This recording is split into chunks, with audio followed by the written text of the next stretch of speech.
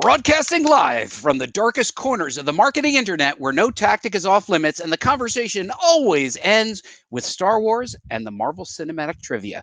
This is episode number 8, and there are a lot of famous 8s, but my favorite is the Fast and the Furious number 8 called F8. But F8 is never enough, so they're making number 9. My name is Buddy Scalera, and I am a content strategist focused on visual storytelling. I'm a content engineer building intelligent content solutions and also a professional comic book writer.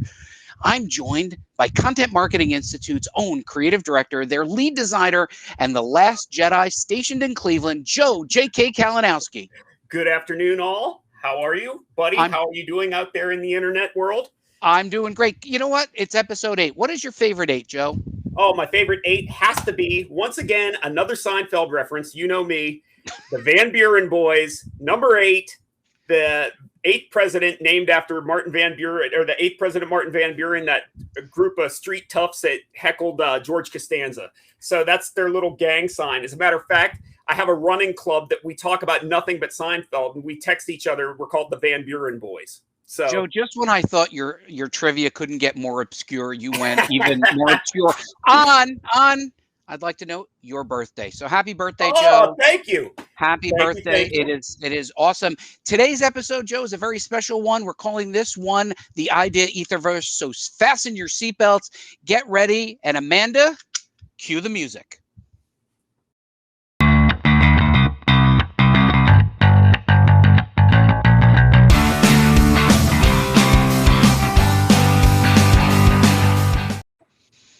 Joe, did you ever have an idea so great, so epic, so mind-blowing that you couldn't believe you were so smart, only to find out that someone else had the exact same idea and actually implemented it?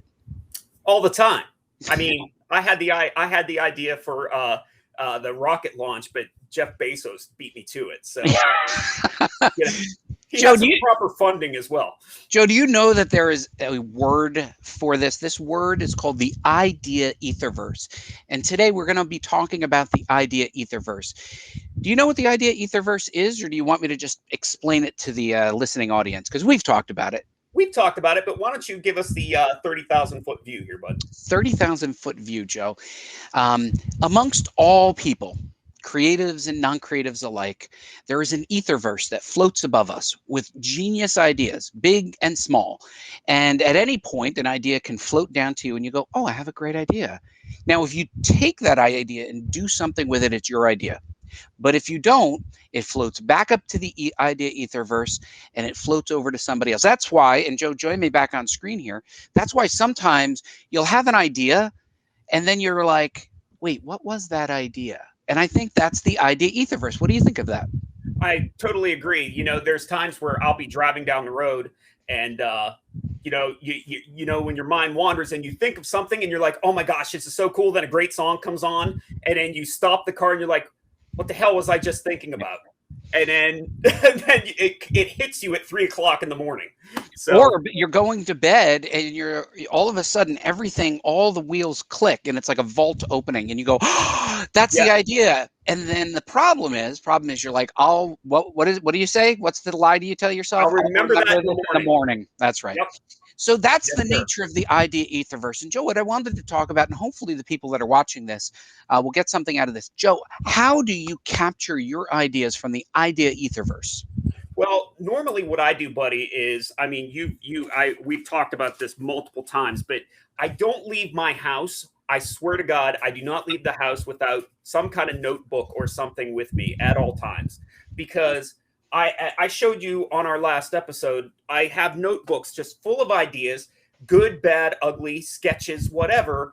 But if something comes in, I know the way I think and I know my ADHD process, I will totally lose it unless I put it down.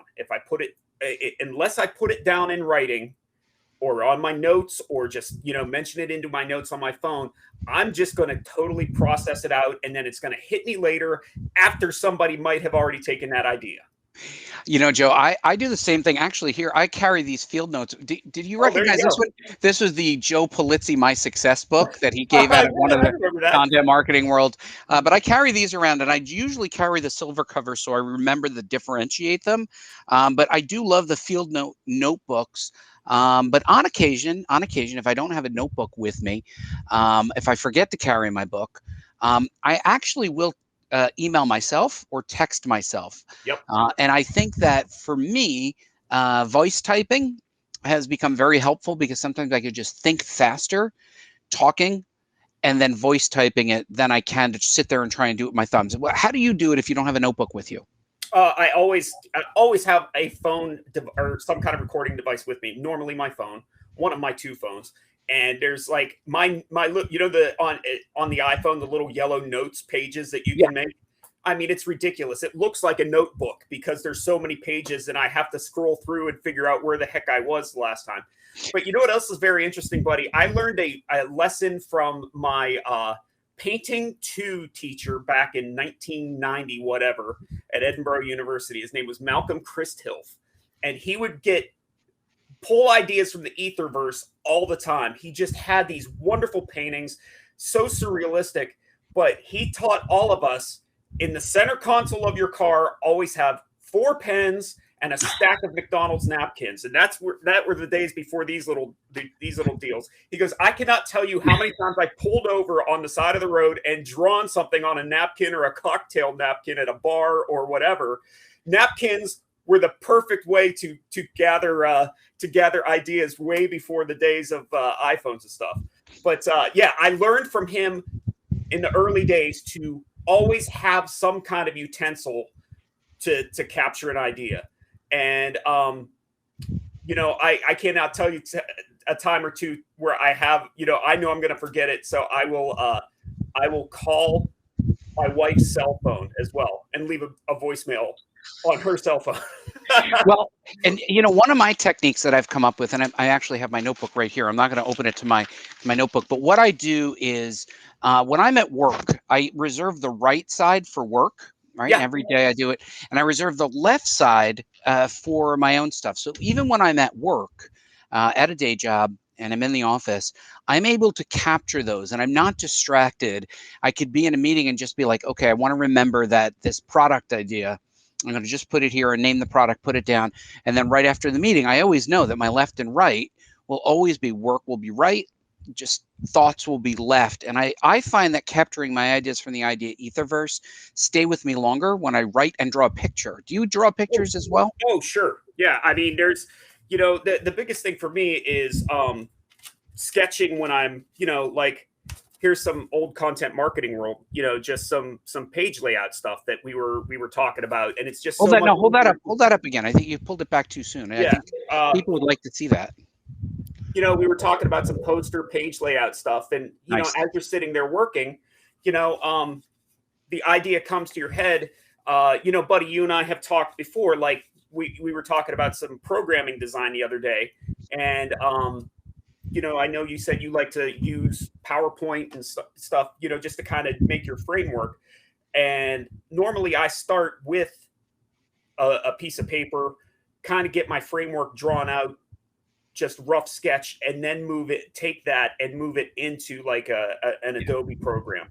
But of course, it helps me remember so much stuff and retain what we're talking about. Once I can kind of put a visual structure to what we're talking about, it gives me a little bit more creativity as the meeting progresses, or if I'm, you know, in a marketing meeting or a design meeting, if I can get something kind of structured on for me to look at, and then we can kind of work ahead.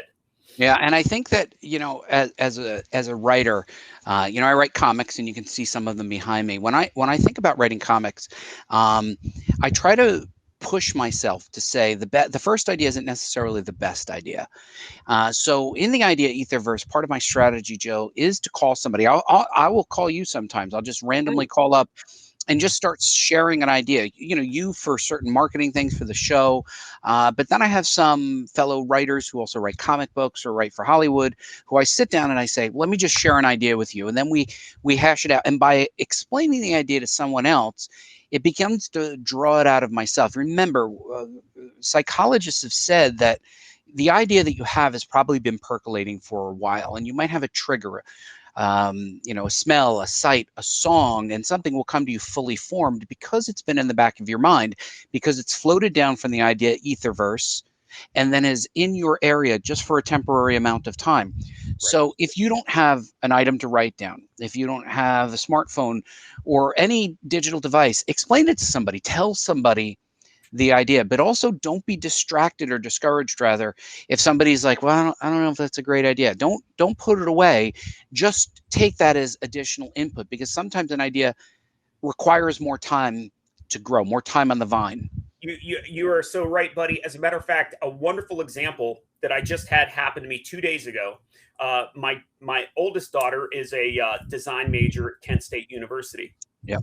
And she had a project she was working on, and she just needed to talk it out. And that's all she needed to do. She didn't need to show me anything. She didn't need to, she called me and she's like, Dad, I'm having an issue with this one design. She goes, I'm going to text you a picture, but I just want to talk to you about it just so I can kind of get everything flowing, because, she's in her room. It's a virtual course, so she doesn't have a lot of people sitting around to chat with. And her roommate's not a designer, and sometimes it's kind of cool to bounce an idea off somebody that's not like her roommate's into fashion, Jane's into graphic design. So she's like, yeah, I wanted to talk to you about it. And buddy, it was 5 minutes of her just rambling, and she solved her own problem.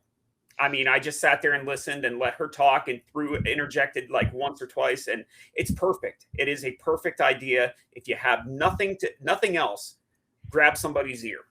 Yeah, I think the idea etherverse is a fair area that brings us ideas, but they also float away. They won't stay with you forever. And it is one of those moments where somebody will have an idea and they'll say, wow, I've had that same idea. Like I did photo reference for Comic Art. You can actually see it over my shoulder where I put photo reference on CD-ROMs. This is a long time ago. And then the other books that are here, which you can kind of see over here, I did photo reference. I taught myself how to use a camera, and I published some books on it and some CD-ROMs. And people would come up to me at conferences and the congresses and say, oh, I had that same idea. And I'd say, well, okay. I don't know what to tell you. So we had the same idea. That's great. And I would say to people, you can still do it. It's just an idea. Everything's an execution. Sure. So don't feel like if you see something out there that is similar to your idea, that it's completely untenable, that you can't do anything with it. Some of the best seconds, Facebook wasn't the first social network. Google wasn't the first search engine. There are lots of different ways that you can say, I have this idea, but then you put your own twist on it. So I think if the idea comes to you, it's because the idea is meant to come to you. I know that this sounds a little existential and metaphysical, but I do believe that we have a shared consciousness amongst humans, and these ideas come to us. And then if we don't take them, they leave us. So what are your thoughts? And don't be afraid of wearing a Creative Show T-shirt to explain creative ideas. I do. I feel like you're the only person on the planet that has one of those right now. But just keep going. Tell me your thoughts about ideas and how they get to you and how they leave you. Buddy, you said something very interesting. I remember reading a psychology book, and, you were talking about being a little existential. There's an idea out there. There's one idea of all souls are just part of one larger soul, and we all just kind of break off, but we all kind of reconvene at some point. But in that vein, I love the idea of, when you were explaining the etherverse, the ideas are out there, and if it's meant to come to you, it will come to you. I mean, I always use the example of Content Marketing Institute as like just a solid definition of this. Our friend and the CMI founder, Joe Polizzi, had this idea of Content Marketing Institute in the back of his head for a very long time. He acted upon it. He put in his blood, sweat, and tears into making to what we have today. But what he also did is surrounded himself with people that had something that would bring to this kind of idea of Content Marketing Institute where it is now. He brought like some of our editors and me and our sales team and our content creators to create this community that grew into where we are today. We're a lot, we have the creative show, we have Content Marketing World, we have all of this stuff. And it's all kind of a shared vision, shared idea of how this thing works, and it just took one guy to kind of pull it down out of the sky and make it happen and put all the right people that had the kind of the shared vision to make this thing where we are today. I love that, Joe. And I think to summarize, there is an idea etherverse, and people who are watching this show probably understand that better than most. They probably have ideas that haunt their brain for years or hit them like a lightning bolt. But I think the key thing is to capture them and sometimes go back to those old notebooks that have ideas, because maybe it's given it a little time to grow. I once had a supervisor who took great pride in poking holes into ideas and then was frustrated why people weren't bringing him new ideas. And I said, well, it's because you stomp on them as they're explaining them to you. And he said, well, what should I do? I said, think of it like an apple tree. When there's an apple tree, you can step on it when it's just a seedling, but eventually it will grow and it'll bear fruit for you.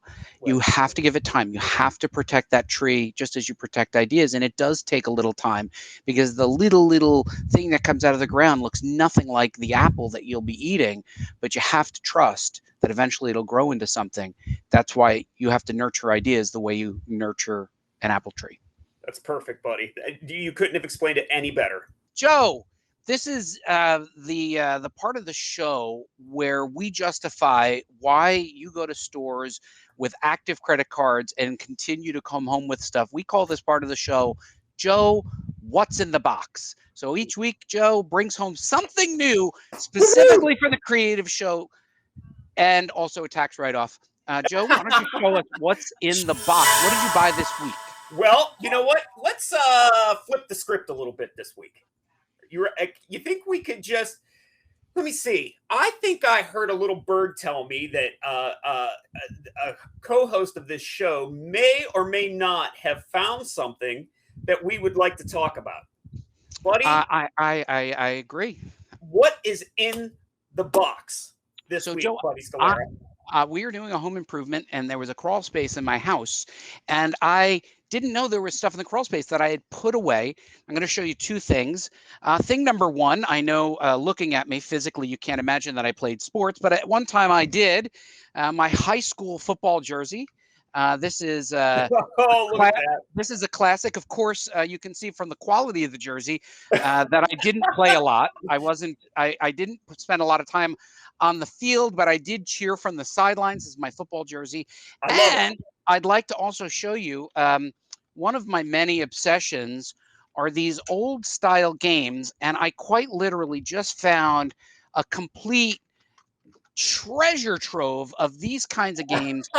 And they were literally in a box that I forgot that I had. So, Joe, that is the answer to this week's What's in the Box. That is fantastic. Buddy, if you don't mind me asking, what was your school mascot?